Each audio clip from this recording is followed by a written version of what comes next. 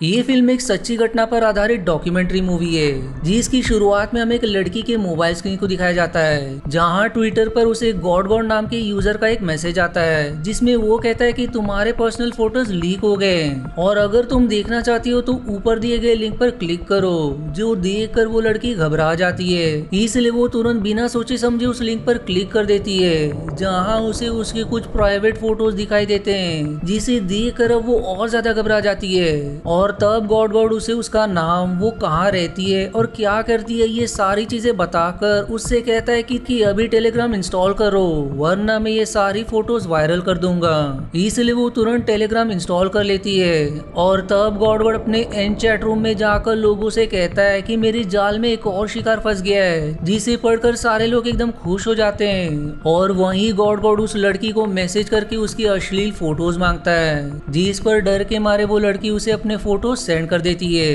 अब हमें बैकग्राउंड जानकारी से पता चलता है कि हाल ही में टेलीग्राम चैट रूम में कई सारे लड़कियों को झांसे में फंसाकर उनके अश्लील फोटोज वायरल किए जा रहे हैं, जिसकी तादाद बहुत ज्यादा बढ़ रही है, लेकिन अपराधी अब तक पकड़ा नहीं गया। अब इसके बाद हम किम नाम के जर्नलिस्ट को देखते हैं जिसने इस केस को कवर किया है। वो बताता है कि जब से मैंने इस केस को कवर करना शुरू किया और इसके खिलाफ आर्टिकल लिखे, तभी से मुझे हजारों ईमेल आने लगे जिसमें टेलीग्राम ज्वाइन होने की लिंक थी। साथ ही ये भी लिखा हुआ था कि मेरे पर्सनल फोटोज चैट रूम में लीक हो रही है, और जैसे ही मैंने उस लिंक पर क्लिक किया तो वैसे ही मैं टेलीग्राम से ज्वाइन हो गया,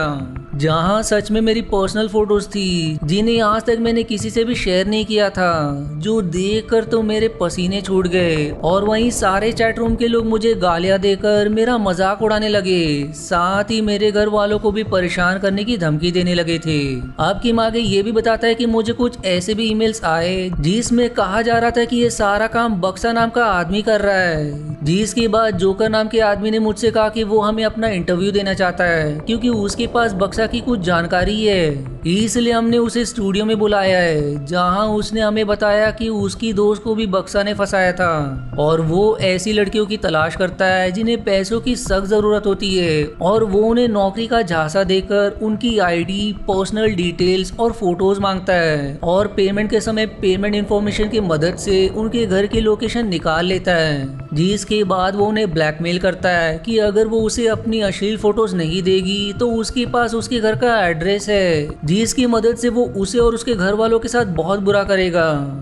जिससे घबराकर जब एक बार लड़कियां उसे अपनी अश्लील फोटो सेंड कर देती है, तब वो पूरी तरह से फंस जाती है और फिर वो उन्हें चैट रूम्स में डालकर उनसे कहता है कि अगर तुम मेरी बात नहीं मानोगी तो ये फोटोज पूरी दुनिया में वायरल हो जाएगी, इसलिए मजबूरन लड़कियों को उसकी बात माननी पड़ती है। अब इसके बाद एक फीमेल ऑफिसर कहती है कि एक बार हम भी मेंबर बनकर बक्सा के चैट रूम में ज्वाइन हुए थे, और तब ज्वाइन होने वाले लोग उसकी पोस्ट की हुई वीडियोस को देखकर बक्सा से पूछते थे कि तुम्हें ये सारी वीडियोस गॉड गॉड के चैट रूम से मिली है क्या, जिससे हमें पहली बार गॉड गॉड नाम के आदमी के बारे में पता चला कि वो भी इसी तरह का चैट रूम चलाता था जो अभी कुछ महीने से गायब है। और साथ ही इंटरनेट से हमें फ्लेम टीम के बारे में भी जानकारी मिली, जिन्होंने काफी समय पहले गॉड गॉड के बारे में आर्टिकल लिखा था, इसलिए हमने अपनी इन्वेस्टिगेशन में टीम फ्लेम की मदद भी ली। अब इसके बाद हम टीम फ्लेम का इंटरव्यू देखते हैं जिसमें वो कहते हैं कि हम काफी कोशिशों के बाद गॉड गॉड के एन चैट रूम में ज्वाइन हुए, जहां सारी लड़कियों के शरीर पर गॉड गॉड की गुलाम लिखा हुआ था और साथ ही उनकी अश्लील फोटोज और वीडियोस भी मौजूद थी। गॉड गॉड दरअसल लड़कियों को अपना शिकार बनाने के लिए सबसे पहले उन्हें ऐसा मैसेज करते हैं कि उनकी फोटोज लीक हुई है, और साथ ही उसमें एक लिंक भी होती है, और फिर जैसे ही लड़कियां उस लिंक पर क्लिक करती है तो उनका फोन हैक हो जाता है, जिससे उनकी लोकेशन और उनके कांटेक्ट में कौन कौन है उन सभी की लोकेशन गॉड गॉड के पास चली जाती है, जिसका फायदा उठाकर वो उन्हें ब्लैकमेल करके उनसे अश्लील फोटोज मांगता है, जिन्हें वो एंथ रूम में लोगों से पैसे लेकर सेंड करता था। और साथ ही चैट रूम बार बार डिलीट होकर फिर से बनते थे, जिससे उन्हें ट्रैक करना नामुमकिन के बराबर था। इसलिए हमने पुलिस को इसके बारे में बताया और वो तुरंत एक्शन में आ गए। उन्होंने पहले मेंबर बनकर सारे चैट रूम के मैनेजर से बात करना शुरू किया, जिसमें से रैबिट नाम के मैनेजर ने बात करते हुए हमें अपनी पर्सनल इन्फॉर्मेशन दी और साथ ही मिलने के लिए भी मान गया। पर पुलिस को लगा कि वो बहाना कर रहा है, लेकिन बताई गई लोकेशन पर वो पुलिस को मिल गया, इसलिए उन्होंने उसे पकड़ लिया।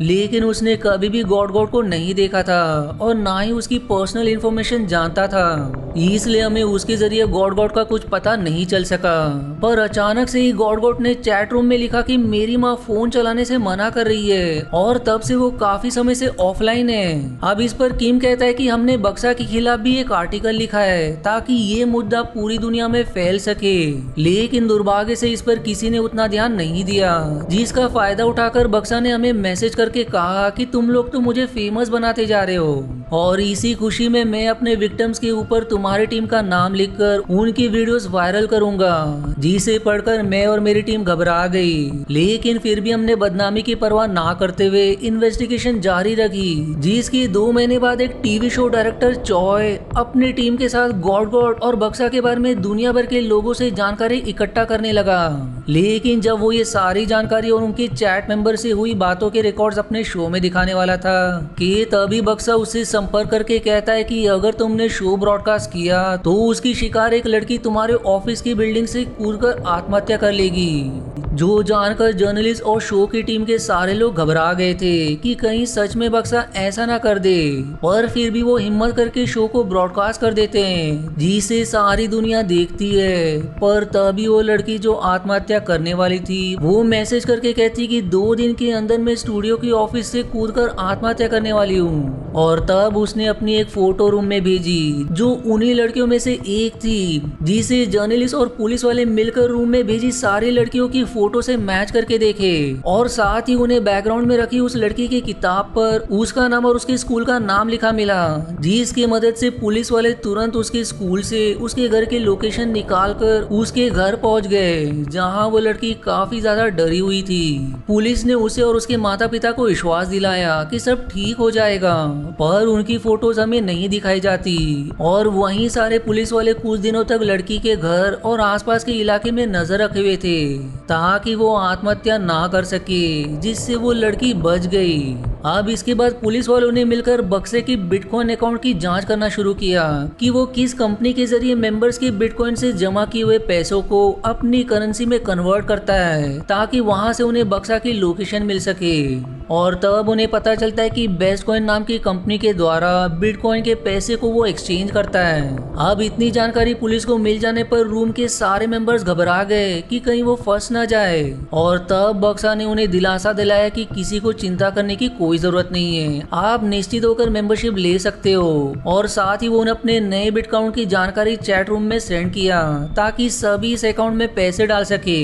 और वहीं इधर पुलिस वाले भी उसके अकाउंट की छानबीन कर रहे थे और तभी बिटकॉइन कंपनी के एम्प्लॉयज ने पुलिस को फोन करके बता दिया कि बक्सा $5 लाख को कैश में डलवाना चाहता है, जिस पैसे को लेने एक लड़का आएगा। कि बक्सा सारे पैसे कुछ लोगों के जरिए अलग अलग जगह छिपाकर बाद में वहां से ले लेता है। और अब ये जाने पर पुलिस वाले तुरंत पुराने फोन स्कैम केस की जांच करने लगे, जिसमें भी इसी तरह से ड्रग स्मगलिंग से मिले पैसों को लुओ और ली नाम के 2 लड़के किसी को देते थे और भाग्य से उस स्मगलिंग में भी उसी आईडी का प्रयोग हुआ था, जिस आईडी से बक्सा ने अपना अकाउंट बनाया, जिससे उन्हें पता चल गया कि लुओ और ली जिन्हें पैसे देते थे वो कोई और नहीं बल्कि बक्सा ही था। इसलिए अब सभी उन सारी जगह गए जहां लुओ और ली पैसे छुपाते थे। और तब एक बिल्डिंग की सीसीटीवी की मदद से उन्हें ये पता चला कि कुछ लोग बिल्डिंग के फायर हाइड्रेंट के अंदर पैसे रखकर चले गए और जो भी इस पैसे को लेने आएगा वही बक्सा होगा। इसलिए पुलिस वालों ने पूरे 1 महीने तक फायर हाइड्रेंट पर नजर रखी, लेकिन कोई भी पैसे लेने नहीं आया। पर अब 1 महीने बाद उस बिल्डिंग की एक लड़की उन पैसों को निकालकर वहां से निकल गई, पर उसके पीछे छुपकर सारे पुलिस वाले भी गए, जहां वो लड़की पैसे एक लड़के को दे दी और फिर वो लड़का उस पैसों को लेकर आगे बढ़ गया। इसलिए पुलिस भी उसके पीछे गई, जहां उस लड़के ने किसी दूसरे आदमी के पास जाकर उससे भी लिया। और जब जब वो जिस से पैसे लेने जाता वो पूरा समय रूम से ऑफलाइन होता, जो देखकर पुलिस वाले समझ गए कि यही बक्सा है। इसलिए उन्होंने तुरंत उसे पकड़ लिया और फिर पूछताछ करने पर उसने अपना अपराध मान लिया कि वही बक्सा है और उसने ही सारे चैट रूम बनाए थे। वहीं उसकी गिरफ्तारी से सारे लोग खुश थे, पर गॉड अब भी आजाद था और साथ ही वो 11 महीने से ऑफलाइन भी था। पर जब पुलिस वालों ने बक्सा से पूछा कि क्या तुम गॉड के साथ हो, तब उसने रिवील किया कि गॉड बहुत ही लो क्वालिटी की वीडियो बनाता है, जो बात गॉड को पता चल गई, जिससे उसे गुस्सा आ गया। इसलिए वो फिर से अपने रूम में ऑनलाइन आया और तब पुलिस वाले से एक हैकर्स की टीम ने संपर्क करके कहा कि हम काफी समय से गॉड के पीछे हैं और शायद हम उसे पकड़ सकते हैं। इसलिए हैकर्स की टीम ने गॉड का एक मेंबर बन के उसे मैसेज किया, जिसमें लिखा था कि पुलिस को तुम्हारे बारे में कुछ जानकारी मिल गई है और अगर इसके बारे में तुम्हें जानना है तो नीचे दिए गए लिंक पर क्लिक करो। और तब गॉड ने भी बिना सोचे समझे उस लिंक पर क्लिक कर दिया और जैसे वो लड़कियों को लिंक के जरिए फंसाता था, आज खुद ही उसमें फंस गया। लेकिन हैकर्स को उसका आईपी एड्रेस तो मिल गया, पर उस समय वो फ्री पब्लिक वाईफाई का प्रयोग कर रहा था, जिससे उसके घर की एग्जैक्ट लोकेशन प्राप्त करना बहुत ही मुश्किल था, क्योंकि वो बार बार दूसरे पब्लिक वाईफाई का प्रयोग करता था। पर तभी एक ऑफिसर कहता है कि हमने उस एरिया की अच्छे से तलाशी ली, जहां हमें कबाड़ की दुकान वाले के बेटे पर शक हुआ, क्योंकि उस दुकान में बहुत सारे पुराने फोन्स भी थे और गॉड हमेशा अपनी आईडी दूसरे फोन में लॉगिन करता था, जिससे उसे इतने फोन्स उसी कबाड़ के दुकान से मिले होंगे। पर फिर भी बिना सबूत के उसे पकड़ना मुश्किल था। इसलिए हमने गॉड की पुरानी वीडियो देखी, जिसमें उसके मोबाइल की स्क्रीन दिख रही थी और फिर हमने वहाँ के सारे फोन्स को ऑन किया, जिससे हमें उन सारे एप्स वाला फोन मिल गया जैसा गॉड की स्क्रीन में दिख रहा था, जिससे हम समझ गए कि गॉड इसी दुकान वाले का बेटा है। और तब बाकी पुलिस वाले कहते कि हमने सारे कबाड़ के फोन उसके सामने रखकर उससे सवाल किया कि क्या तुम ही गॉड हो, जिस पर आखिरकार उसने अपना अपराध मान ही लिया और फिर उसे जेल में डाल दिया गया। और इसी से उन दोनों शैतानों की गिरफ्तारी से दुनिया भर की लड़कियां बहुत खुश है और साथ ही समय के साथ उनका जीवन भी एक सामान्य लड़की की तरह होने लगा। अब इसके बाद हमें बताया जाता है कि गॉड और बक्सा दोनों को कोर्ट द्वारा 42 साल की सजा दी गई और साथ ही हमें सीख भी दी जाती कि ऐसे अपराध सिर्फ गॉड और बक्सा ही नहीं, दुनिया के लाखों लोग करते हैं। इसलिए हमें किसी भी अनजान लिंक पर क्लिक करने या किसी अनजान को अपनी जानकारी बताने से सावधान रहना चाहिए। और फिर इसी वाइटल मैसेज के साथ ये मूवी यहीं समाप्त हो जाती है। आशा है आपको मेरी एक्सप्लेनेशन पसंद आई। यदि हाँ तो प्लीज वीडियो को लाइक करना और चैनल को सब्सक्राइब करके सपोर्ट करना ना भूलें। मिलते हैं अगले एक्सप्लेनेशन वीडियो में, तब तक के लिए धन्यवाद दोस्तों।